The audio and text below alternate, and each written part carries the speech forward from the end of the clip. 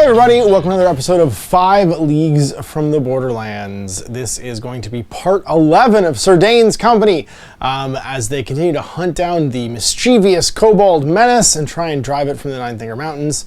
In this ongoing campaign that's been narrative driven, we've basically had our Friday the 13th and killed a large mass zombie. The Kobolds dug up and sent after the town of Boar's Hearth. And now we're back to hunting them down. They're in our sights. So we'll show you the current state of the company. We'll get our current events underway. We're having camped out in Boar's Hearth, and we'll get this adventure going. So here is Sir Packard Dayne and their merry band of adventurers. We've got the former town guard, Mav, recovered from her ordeals. We have the brother and sister, which is Bale and Shala. And then, of course, the boy, Curtis, and Lucian, our little, monkey medic. Finally, we have the Muscles, who has become a hero, and unfortunately, the Courier, who is still convalescing after having his legs broke. There's a stranger we can meet in Boar's Hearth if we'd like to, and they are going to be up here. We, of course, hung out around this town, having broken the legs of the zombie that was in the abandoned ruins nearby. And we're going to try and hunt the menace. We have to try and smoke out where they are. So let's start with the prep phase and see what we can see in town. Local events first. Let's see what we get.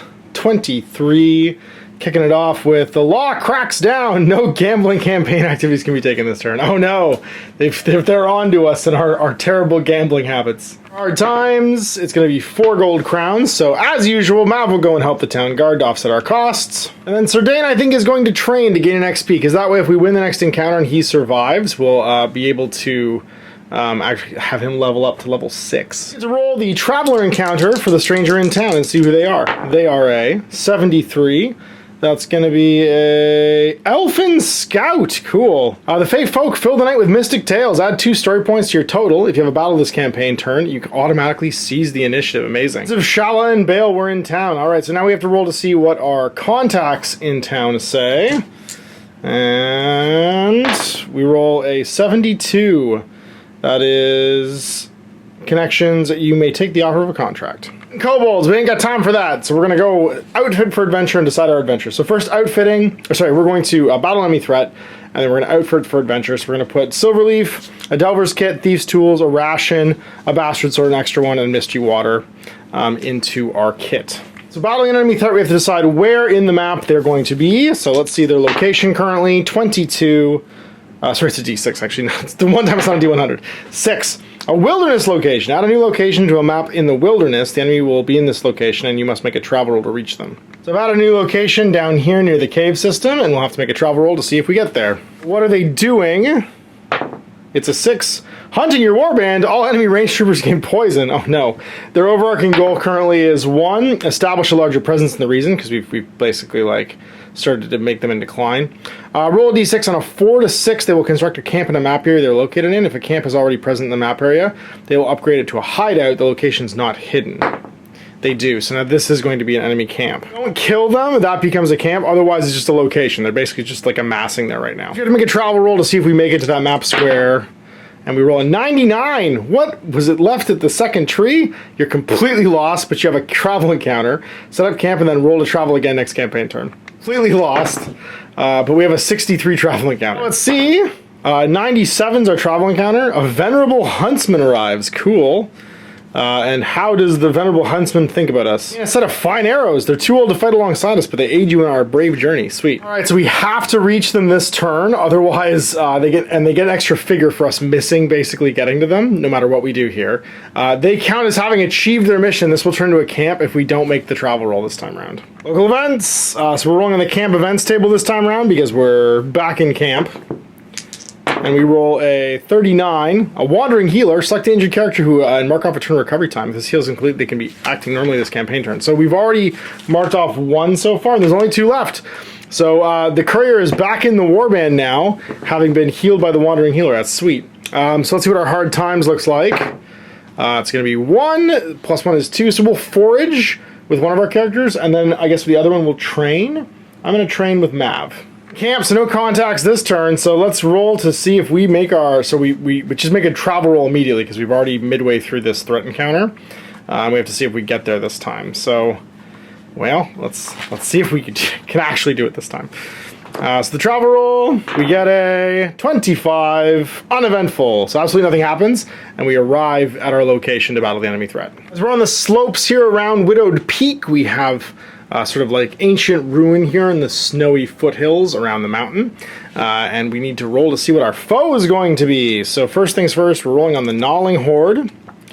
We're not in a delve, so it's not going to be all of their like all of their stuff triggered, all of their like outnumbering stuff triggered. But they are still driven by hatred, so if they roll a 6 on a morale check, they all rush forward, and you don't get a combat bonus when fighting against 2 or more of them. Numbering. So let's roll our D100 table and see what we get. 67 is going to be Seething Infiltrators. So +5 to the dice roll.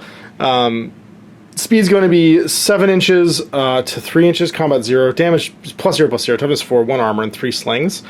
They have outflank, unknown enemy poison, so everything's poison already, and then crawling for the delve bonus. Let's pick the highest, so it's going to be 6 + 6 is 12 of them. What kind of leadership do they have?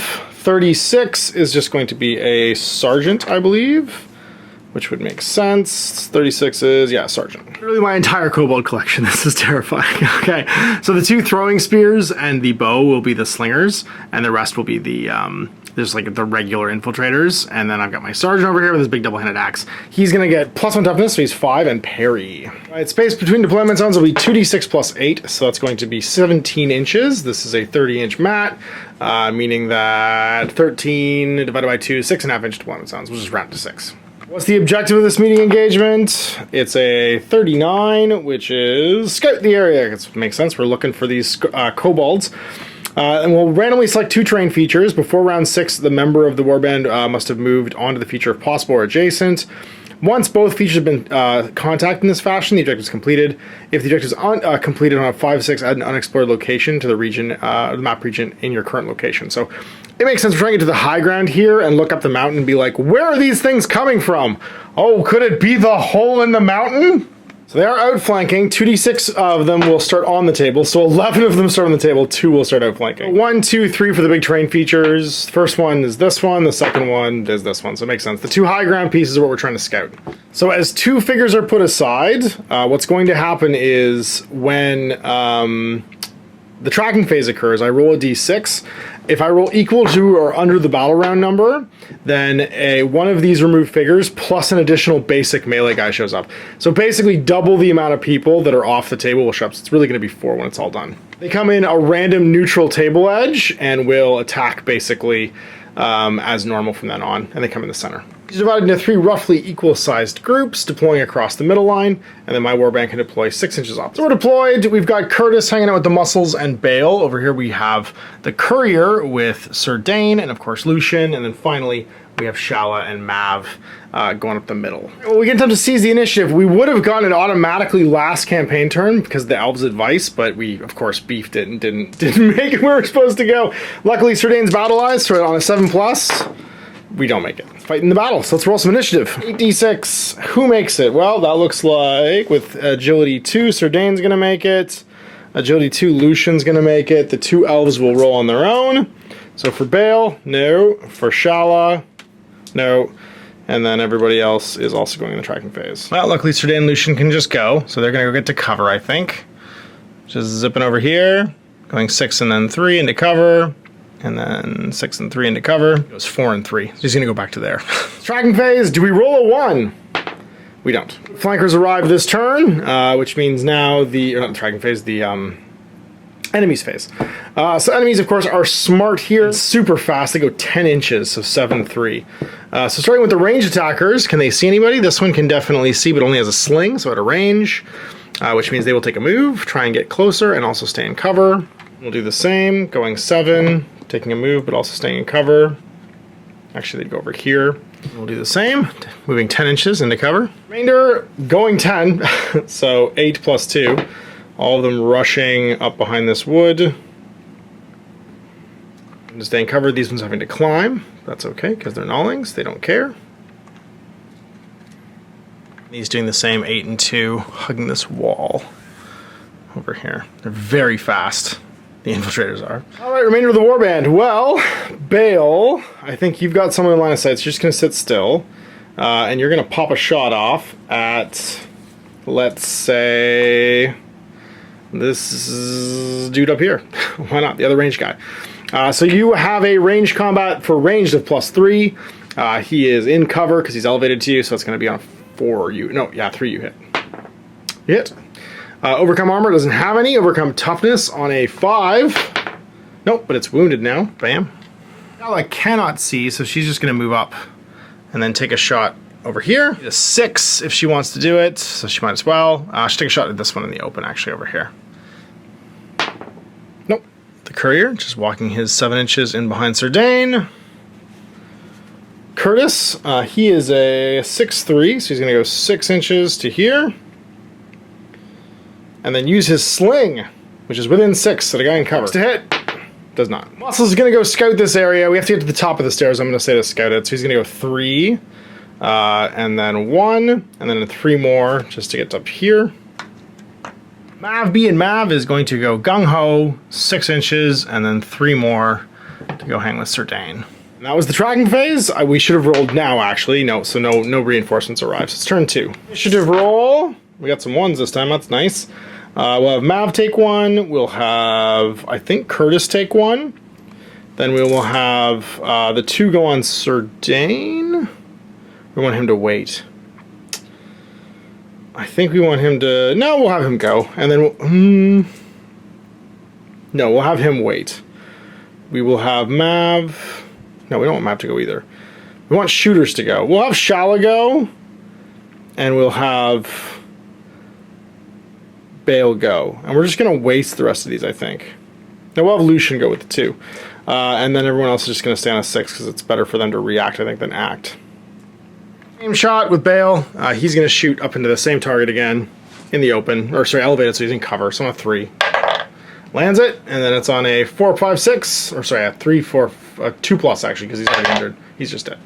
We killed him. Shala doing much the same. She'll take a shot into, I guess, this guy. She is ranged combat of 2. So, actually doesn't really matter. Yeah, we want to shoot the further away ones, I think. So shooting into this one up elevated on a... She gets her combat bonus, so a 4 plus. She hits. No armor to overcome, so just toughness. And it's wounded. But not dead. Sitting still and using his +2, he's going to attempt to slingshot into this guy. And hits. He does get an armor roll now because he's minus armor rolls. But then, does he overcome the toughness? No, he just stuns it. So you don't get to go. What am I doing? You're a shooter, but you're not the shooter I wanted. It's Bale I'm thinking, or Lucian I'm thinking of. He's just gonna move to support and be done. Actually, he's gonna get sneaky and go 7 inches back to here. Range characters go, so taking a shot into Curtis, because he can see him, on a 6. Or no, he has a sling, actually. Which means he has to move within 10, I think? 10. So he's not quite, that's an 8, so it's more like 11 or 12 inches. So he's going to move up, going to about here, and that will put him in range. Taking a shot on a 6. No, he misses. And he's out of ammo, but he's a monster, so he doesn't care. This one over here, we'll take a walk, and then take a shot at Mav in the open on a 3 with a sling. Hits! Oh no! So she's armor 3, +1. She fails. I'm gonna use a story point to reroll that. Oh my god. Does it overcome her toughness? It does not. She's wounded. She's getting constantly bullied by... in her magical armor, getting bullied by peons. And then the rest attempt to attack. So 7-inch movement from this first kobold. Makes it to the boy. It is the attacker. It's combat 0. Curtis is +3. So he fails and takes a hit. He has an armor of 2. And it overcomes his armor. He has a toughness of 3. He's okay, but he's wounded, even with this guy being stunned. So he gets driven back an inch, and this guy follows up. All right, second round of fighting. That's a 5. Curtis is going to get a 4 for stunned, plus his 3 for melee is an 8. So he becomes the attacker and fights back. That's a 3. This guy's still stunned, so he gets a 3, 4, 5, and wins the fight. Even with the 1, doesn't need to overcome his toughness, so just overcomes his armor, so he just overcomes his toughness and kills him. I don't think the next ones can make it, no, because that guy got driven back, so they're going to hop to the next round of cover. This one can come fight Mav, though, and very much will. Does not get an outnumbering bonus. She is melee 3, though. She becomes the attacker. She hits that guy because he didn't like him. Does not overcome the toughness though, but drives him back and follows up. And then again, she wins the fight. Oh, sorry, it's just 1 dice. Wounds him and he's destroyed. So pissed about this. This guy's gonna jump on Mav now, and she's still +3. She becomes the attacker. She wins the fight, and she just kills him. She's so mad. Rocket just made her berserk. So these last 3 kobolds are gonna head down the mountain into cover because they're not dumb. Tracking phase. So start of the tracking phase. It's end of the tracking phase. Do more coming back. Actually, it just says in each tracking phase. I'll roll to start. They show up. So 1 on a random edge. 1 to 3, 4 to 6. 1 to 3. So over here, a basic dude shows up. Or 2 basic dudes, basically, over here. To fight Curtis. Well, Curtis, you don't love that. You're feeling a little outnumbered. So I think what you're going to do is you're going to actually just sit here and sling this guy on a 2+. You do. Armor is at a negative, so you have to roll for it. And then toughness, you wound him. The muscle is going to continue his journey up to here and scout this area. Courier's going to walk 4 over to here and then use his sling on the sergeant, because why not? On a 3, it's in the open. Missed. I was going to go obliterate this guy. Just move in. And she's going to fight and win big and wound him. And then she's going to push him back and win the fight again and kill him. So she would have been here at the end of it. She's going to use her Ring of Uncontested Fury to go fight this last kobold. So she's fighting again. She wins the fight. She just kills him straight up.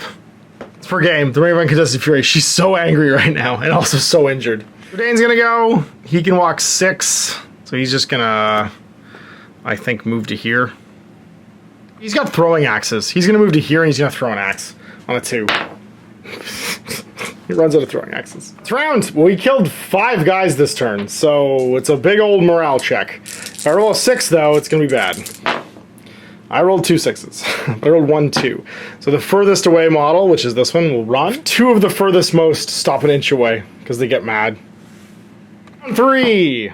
Alright, well, Curtis is in trouble, which isn't great, and Mav is like concussed and angry. And we completely fail our initiative. For Bale, he fails too. For Shala, they all fail. Everybody's going in the tracking phase. Kind of doesn't matter if I put the dice down or not, because everybody's going in the tracking phase. So it's just monster o'clock. There are no ranged monsters still alive, so it's just going to be fight to the death. So a wounded kobold against a wounded Curtis, who's outnumbered.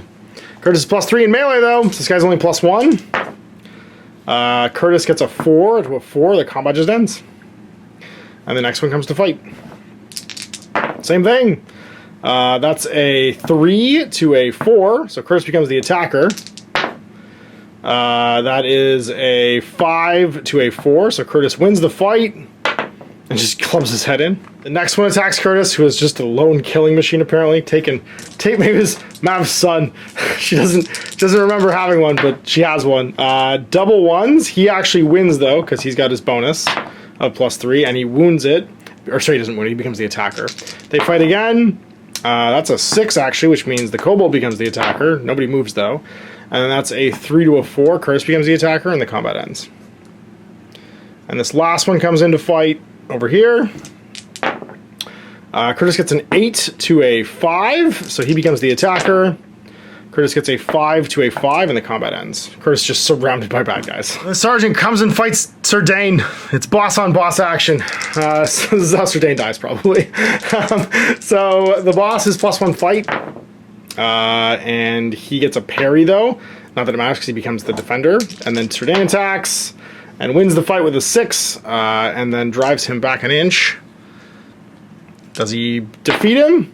He does not. Injured now, however. And then Sir Dayne wins again, because it's a 6 to a 7. And does not defeat his toughness, but he is now slain, because he's only toughness 5. Dayne killed the leader, which will give him a bonus experience. And this last one comes to fight Sir Dayne. It wins the fight with a 6 to a 4. Does it defeat Sir Dayne's armor? This is the moment where Dayne dies. He does not. 6. Dayne just dies in his magical plate. Second round of fighting, so Sir Dayne is pushed back. And he will get his gang up bonus now, because that kobold's all alone. Sir Dayne wins the fight and becomes the attacker. And then Sir Dayne wins that fight because it's a +3, so that's going to be a 5 to a 2.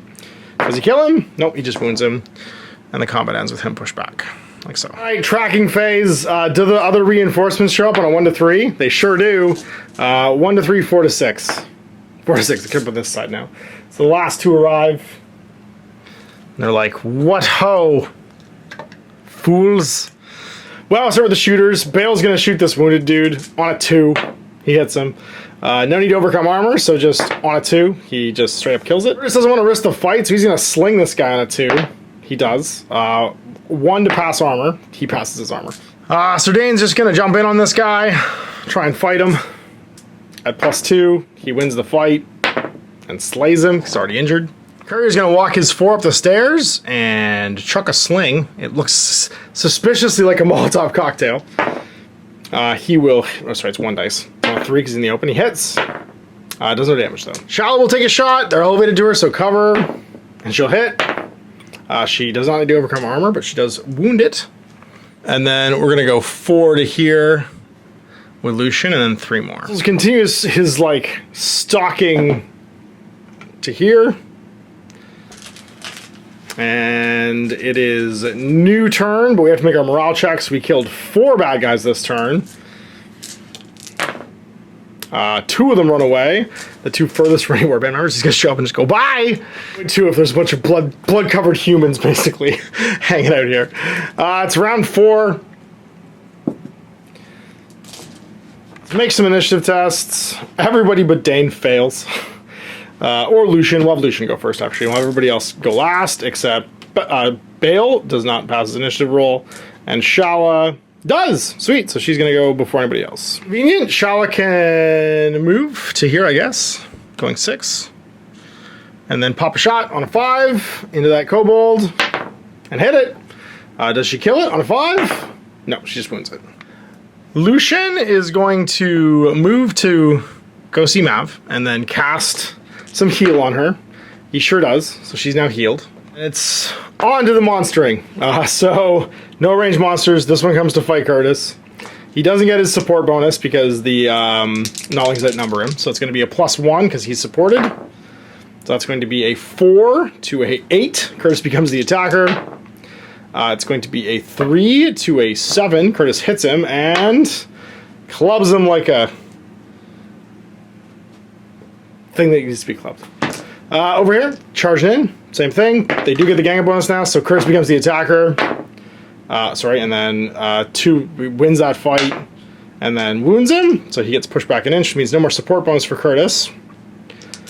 Last round of combat, he wins and kills him. He's just gonna go up the stairs to there, as will Dayne, the messenger. And we'll end the turn on the high ground, and that means we will have completed our objective. On a 5-6, no unexplored location. We see nothing from the high ground. Hold the field, and nobody died. So let's see, against many, many kobolds.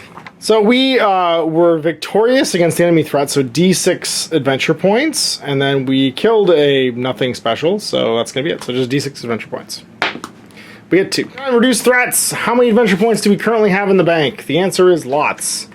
So we have 17, 19 now. We'll just spend 6. We're good. This was 13, and the starting threat's down to 2. Well, we got super lucky. We ignored all the natural 6s from shooting in combat to just be like instant killed. And we managed to hold the field. So let's see what we find in the corpses, our favorite part. Oh, I guess it's experience first. So we're gonna get 1 for surviving, and then 1 for being victorious and holding the field. Bonus 1 for killing the enemy leader. Sir Dayne advances, so let's see what he gets for his troubles. He is non-mystical and rolls a 2, which means speed or skill. Story point to reroll that. 5, it's the same thing. He's speed 6-4 now, fantastic. Oh, my follower.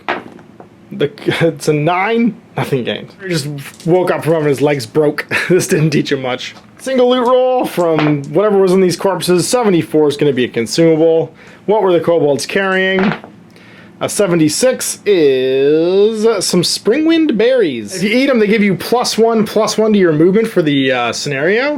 Not gonna lie, sounds a lot like cocaine. Sounds like they're just handing out speed. We stole some kobold speed. Well, what else could be here? Having held the field, we can now roll for an unusual find. 54 is from meeting engagement. Valuable goods on the loot valuables subtable. Cool. We found a 1, an art object worth D6 gold. Next time we go back to town. A 4. A weird painting or something in here as we look around. Well, time to settle in and roll a 68. And that is going to be a caravan's arriving in town. Select a random settlement. If you visit here within the next 2 campaign turns, do 2 additional times to roll on the rare goods table. See where they arrive. It's a D4. Clockwise from Farwall. It's Farwall. They're way up here. We made camp in the rocky ruins, probably in, I'm going to say, this house. It's the most enclosed. And it was also the one that the kobolds were hiding out in. And rejoice at having cleared another level of threat. And avoiding the frog poison covered arrows of these terrifying kobolds. Say, Mav getting really mad with her ring was my favorite part of this entire game, where she just went all sick house on them. So there we go, the threat being reduced to 2 on the gnawing horde by Sir Dayne and company, and then finding themselves camped out in the wilderness in the southwestern quadrant of the Nine-Finger Mountains. So we'll see you for the next one next week as we continue this adventure and try and eliminate once and for all the gnawings from the region so we can move on to a different threat. Big thanks for watching. Next time, Ash. Apple Gaming. Hey there, I hope you enjoyed that video. There are tons of other games already recorded for you to watch. Click over to my channel page if you haven't already, and have a look through the dozens of playlists full of videos. I guarantee you'll discover a game you haven't seen played before. I put out new videos 7 days a week, and every day is themed to a different genre as I continue to explore the wider world of gaming. Of course, none of that's possible without you, the viewer, so click a like and subscribe if you'd like to stay on top of what's happening here daily. My 2 kids and I are massively grateful to be able to have the flexibility of this job so I can always maximize my time with them. If you want to support me continue to put out this content, it's only possible because of my amazing backers on Patreon who support the studio, equipment, and model cost, as well as being how I make the bulk of my living. You can also help out by buying a t-shirt through Spreadshirt, a measuring gauge or widget from Death Ray Designs, or buying one of my games and supplements, like Last Days, Gamma Wolves, and Blaster. As a way of showing my appreciation, patrons get early access to new games and supplements that I write throughout the course of the year. Huge thanks for watching, it really does help out, and happy gaming.